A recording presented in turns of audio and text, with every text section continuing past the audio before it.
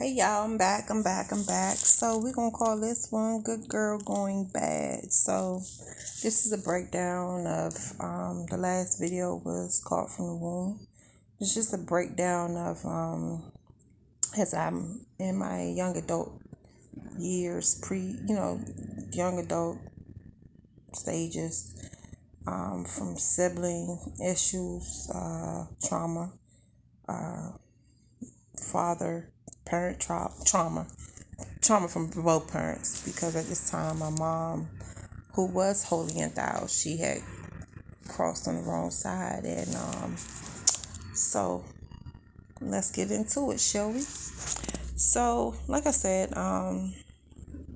me being a good girl gone bad before I went bad, just being tired of not being appreciated, being loyal to the wrong people. That's my issue. I'm always loyal, but to the wrong people that's not loyal to me. My thing is, if I treat you this way, reciprocate it back. I shouldn't have to ask you to be loyal to me. No, why should I? It should come naturally.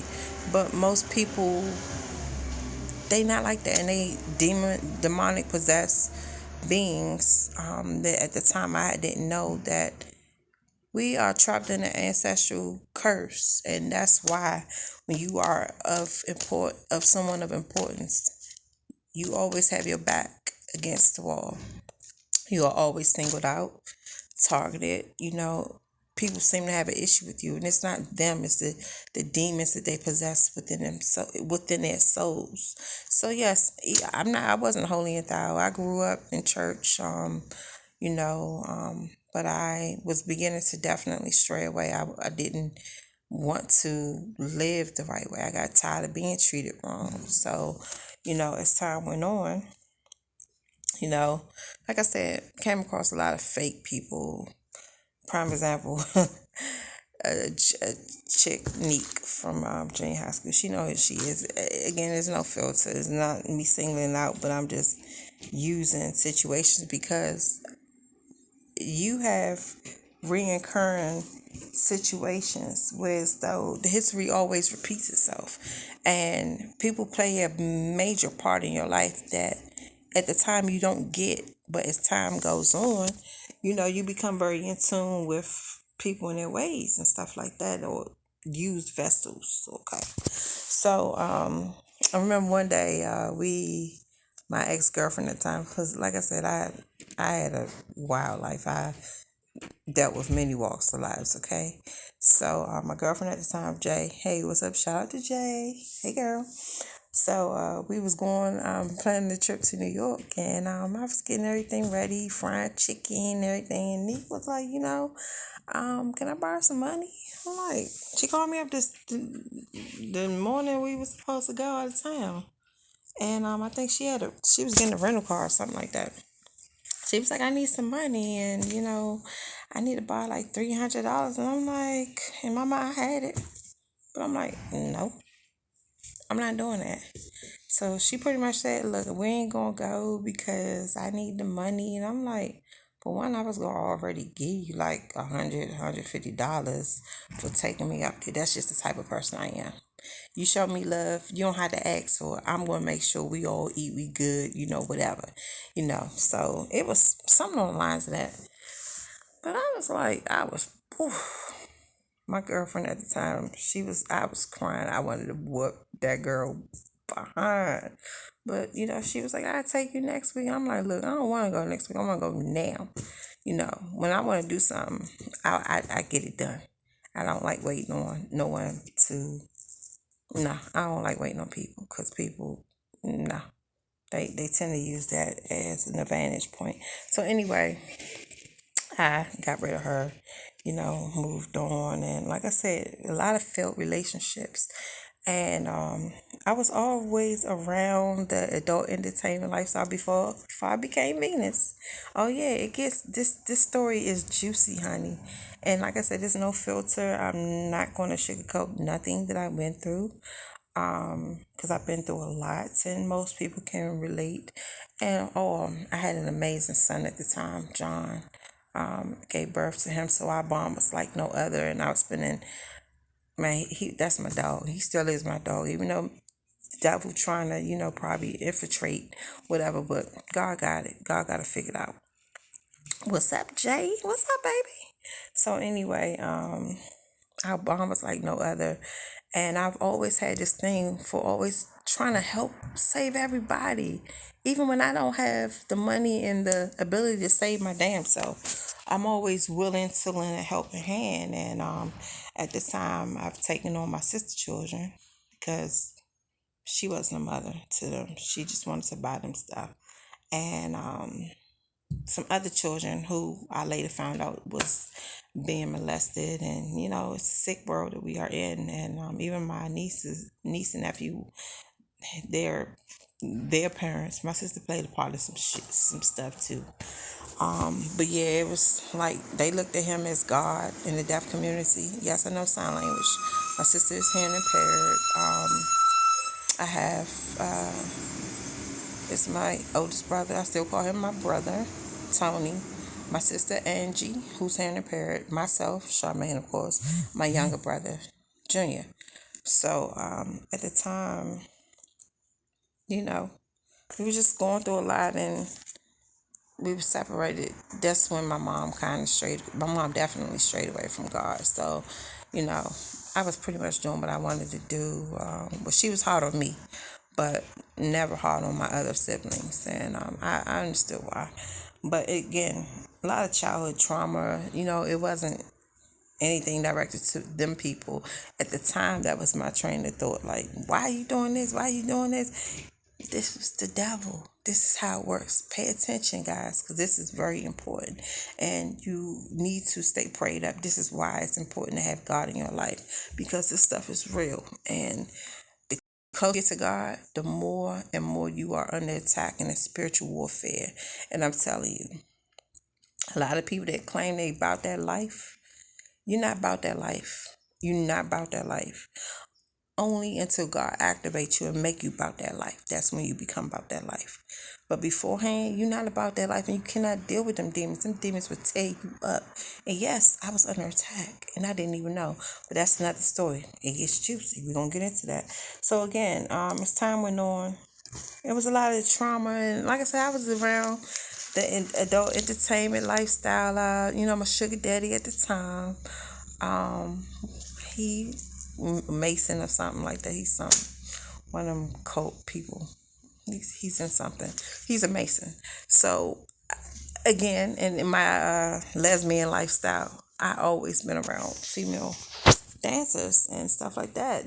That's what I like. So as time went on, I became, intrigued. And I said, you know what? I want to see what this lifestyle is about.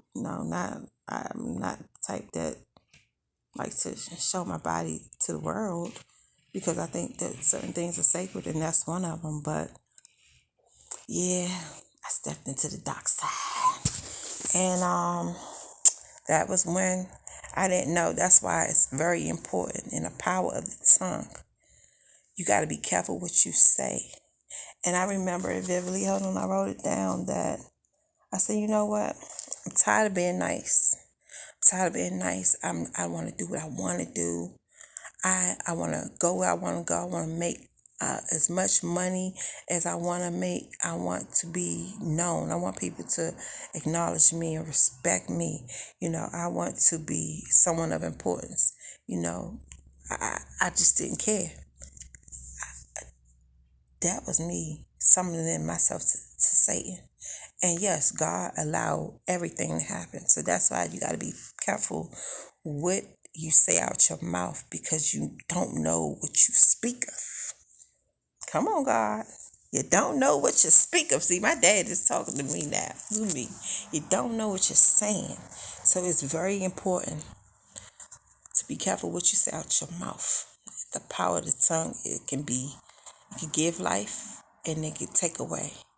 It can be deadly.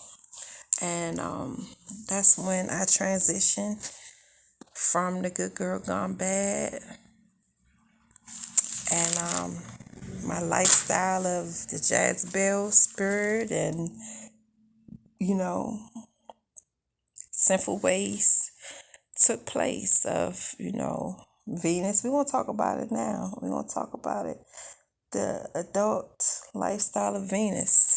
So, I wasn't expecting to do the good girl going bad, but we're gonna get into it. So it was a good girl going bad into Venus. So yes, the lifestyle of Venus. So at that time, y'all, I had a sugar daddy, and what triggered that was before I became Venus. My sugar daddy at the time, and me, it wasn't intimate. He was a married guy, and I knew he was a married guy. He did any and everything for me. He was really nice. Shout out to you, Tim. What's up? So as time went on, he showed me how to vent and stuff like that. He was very cool with my family. He was the one that told me he slept with my mom, my own mother. My own mother, even after the fact of her, it was a situation when I was in transition from the lesbian lifestyle back into dating men, because I knew it wasn't right. And I wanted to always make my peace with God, regardless of what I did and what lifestyle I lived. So as time went on, I met a gentleman, and we was hanging out. I think he was an Ethiopian or something like that. I'm not sure what his nationality was, but we hanging out, and I was about to give him the business, and he didn't have no condoms. So we agreed that, hey, we can stop, we can pick up, because we are adults, we know what to do. Pick up from where we left off, and just come on, let's go get the condom. No, that didn't happen. He raped me. And I remember going home before my mom. This was around the time she slept with my sugar daddy. So I remember going home. She's on the phone, and my younger brother. He reminds me so much of my dad.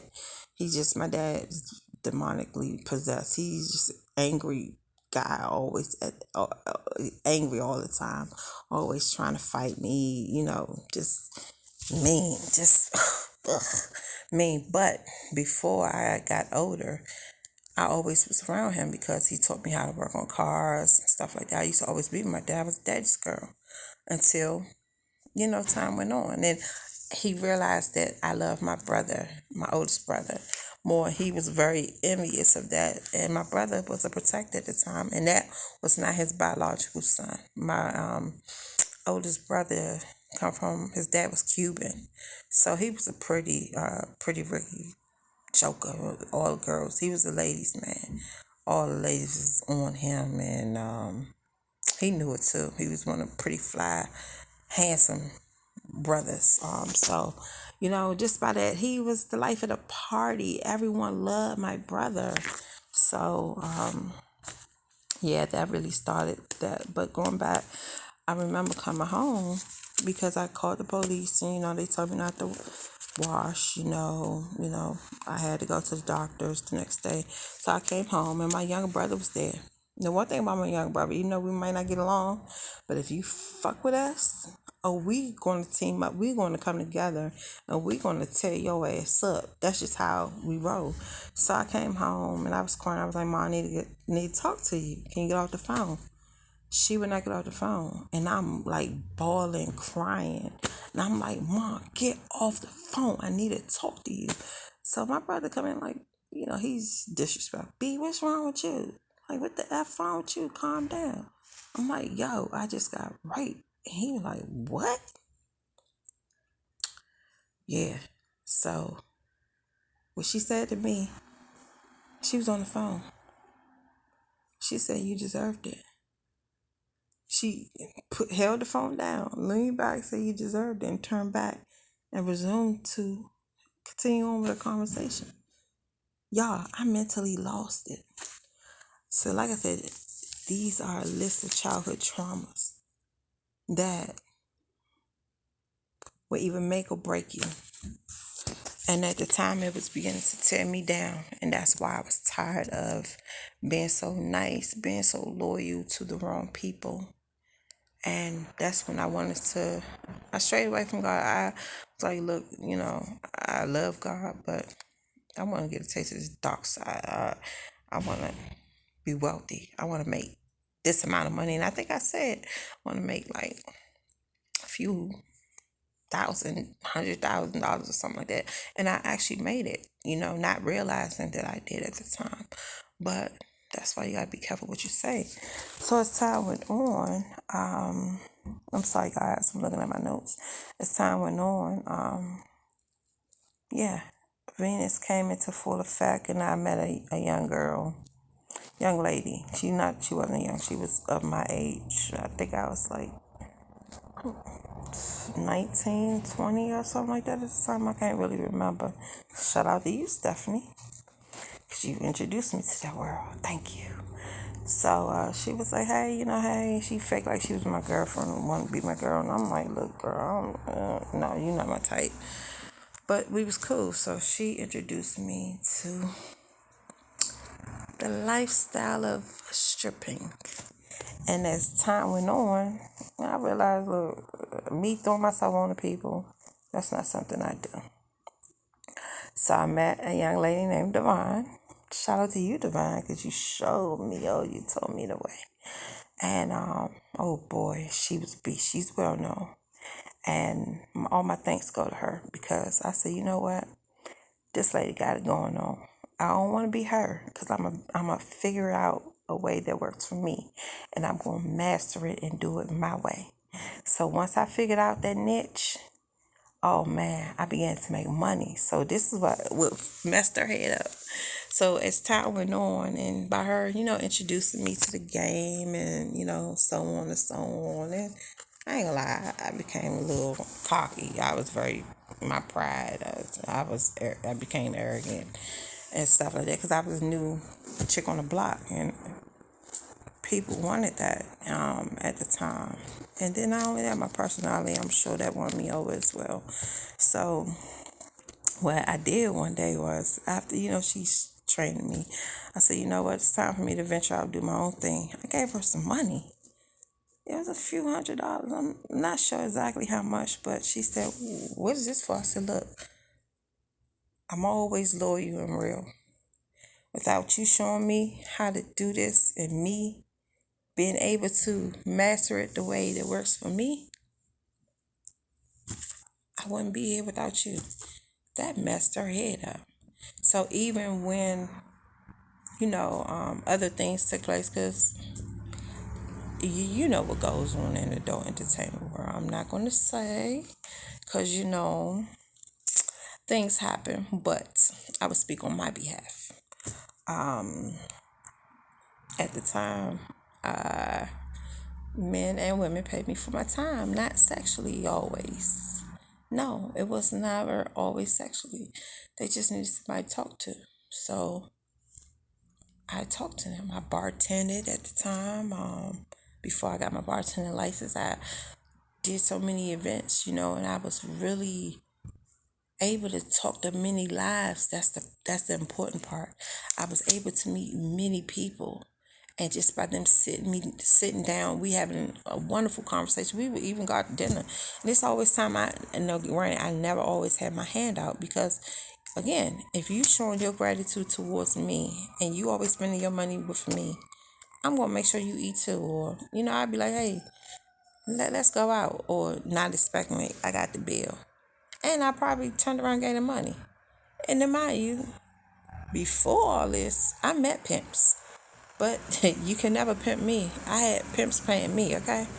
So yeah, I was the real G in the game. Just didn't know it at the time. So anyway, that's when I was beginning to really become money hungry. The Jezebel demonic spirit really took over me, but that was already in my family, down our bloodline. I wasn't spending hardly no time with my son.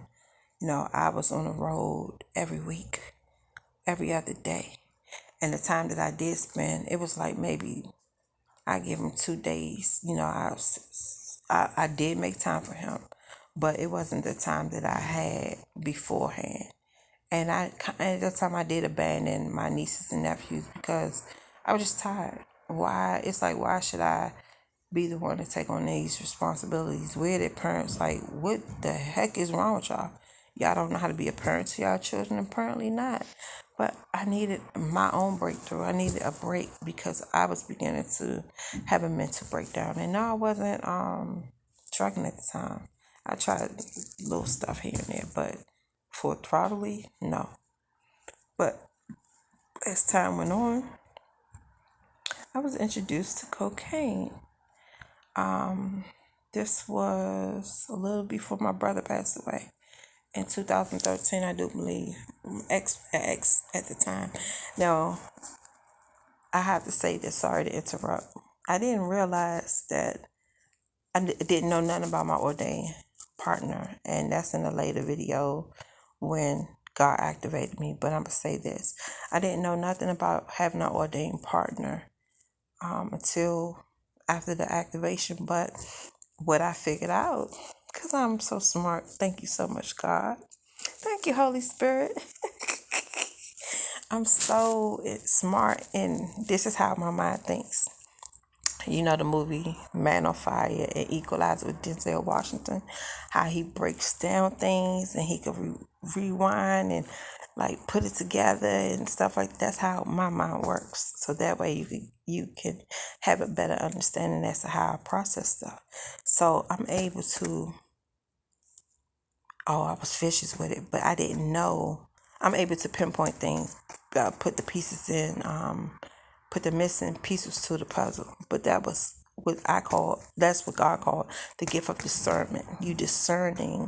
You are discerning what was right, what was wrong. Visions. I was having visions too. I didn't know at the time. Dreams. And to someone of this world, you're going to be called crazy. But I wasn't crazy, y'all.